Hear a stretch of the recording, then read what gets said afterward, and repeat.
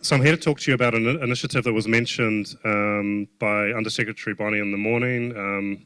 Not quite the exact title, but close enough. This enteric fermentation R&D accelerator. And indeed the US government, amongst others, which I'll mention, have supported this, and of course we're extremely grateful for that. Please move to the next one, and the next, and the next. Right, so all I want to show on this slide is when we look globally, which is the vision we have in terms of this initiative that we're coordinating at the Methane Hub, and when we look at the source of enteric methane, we see all of those countries contributing more than 0.5% each to the total, right? And we see in the largest single emitting geographies, some developing countries, we see some developed countries. My message here is we've got to work in all of it to get the reductions we need globally. So we can't focus on one system type and one or two geographies and so expect to solve this problem globally. So the vision we're taking is global, and that means all of the systems and wonderful diversity that brings with it. Next, please. So we've basically set up what we assume to be the largest ever globally coordinated public good investment in what we're calling breakthrough research to tackle this single source of enteric methane, with funding coming from philanthropy, private sector, and the public sector. And I will say alignment, but in a different way perhaps, and aligned initiatives and funding, which is extremely important to build upon.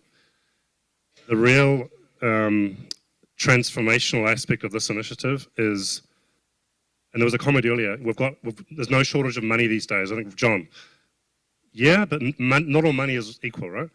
So the kind of transformational aspect of this is, one is scale, yes, but two, I would say it's the unencumbered nature of the money. It can go where it needs to go. We're not constrained by only in this geography, only in this kind of research, under these conditions, which tends to pervade the way public science is funded and so on. And we're not taking a competitive call approach. So we're kind of flipping science the other way, or the way science is funded. And we're taking a more directed, negotiated approach to complement the science ecosystem that we all love and know so well. Next, please. How we're approaching it, we are taking a fairly logical approach, I guess. It's kind of working through what do we understand to be the state of science across the scope of research, which I should say includes everything from microbiome, characterization, function, understanding, through to feed additives, their individual and combined effects, genetics, vaccine immunology, methane measurement. What do we know? What do we know? And what don't we know? And then what is the current effort that we can ascertain that is going on by a whole multitude of different actors? In those discussions and in those investigations, we understand better where the infrastructure is and where the infrastructure isn't. What is it? How does it lend itself to the type of work that needs to be done? And then we need to say, well, if we want to accelerate progress, what does that mean across the spectrum of science that we're interested in, that I briefly mentioned just before? So if we want to see progress in feed editors, what are the key remaining questions we need to try and answer? Or the outputs we want to have in the next 3 years that would mean progress? And then what is the research strategy that delivers those outputs? And what are the questions that need to be answered to have those outputs delivered to us in a fixed period of time? It's a lot of conversations, it's a lot of convenings, and then we have a science oversight committee, one of whom is here with us, Paul, who spoke earlier on the vaccine work. And if you go to the next slide, you'll see the 5 other independent, distinguished and multidisciplinary members of that oversight committee. Non-active researchers, wealth of experience, you'll recognise some of the names. They are our real engine room of this initiative, complemented of course by Charles, who's part of this whole effort. Digging in, speaking to people, identifying what are the key questions and gaps, and really then shaping the research strategy that we will then fund with the resources we mobilise. And that research strategy we are articulating is like implemented collectively, right? So we will fund a good amount of it, but there are lots of other efforts funding work that fits into that strategy, and it's kind of putting together the puzzle as the job we have. Next slide, please. So we've gone through, and this is not everything, but it's some things, we've gone through kind of virtual convenings, in-person convenings, deep dives into specific areas. Some of you in the room have been in those discussions. That is helping us shape the strategy, identifying the questions, and start to scope the research activities. And in some cases actually have funded work, and Paul mentioned today some of those. The actual initiative launched at the COP in Dubai just at the end of last year. That launch was, the sort of trigger for that launch was we mobilized more than 200 million US dollars of pooled funding and aligned funding, Juan, that is legitimately aligned, right? So it's initiatives that we have some influence or control over, or funding agencies like the USDA or CDFA, likewise, where they have put out calls recently with projects funded that are mapping into our strategy, and where we have an undertaking between the funders and the principal investigators to work together to make the best of those projects. And if that means connect them, scale them, add more money, then so be it. Next slide, please. Not exhaustive, but just to sort of say, you know, there's lots happening, and we're trying to be sort of a bridge, a glue, a scaler, complementary resources. You'll recognize some of the logos. Juan just presented Greener Cattle. As I stood up, we're part of that. That's one way to be part of aligning efforts.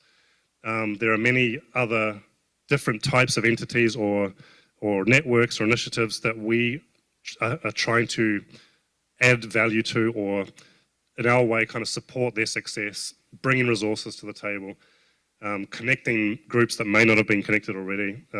Conferences like this are hugely important for that as well, of course, we heard that earlier. And it's just a few examples. I don't want to in any way suggest that's all of it. Next slide, please. And just a kind of snapshot of some of the things that have gone through sort of a process and are already funded projects that are helping us have this strategy be implemented. We've already started work with the microbiome characterization. I mean, we heard some great stuff today, which is building on that and complementing that. But there's kind of, despite the new techniques and tools, which is so exciting, as Spencer, the visit we had yesterday was just mind-blowing. You know, there's still like a lot of work to be done on classical microbiology, right? Culturing these things, growing them, storing them, having them accessible. The low methane genetics work, we have funded a global program development. So there's been like a large grant gone to pull together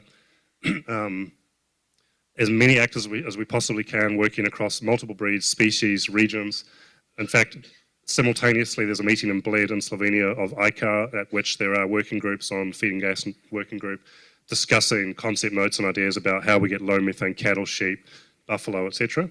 And we are waiting for those to come back as kind of investment proposals as a really well coordinated, well thought through global low methane genetics program that we will then fund. Measurement, we haven't really talked, well, sort of talked about it today, but one thing that we've identified, and most of you know, is the ability or lack of to reliably measure and cost effectively measure methane in grazing animals is a problem.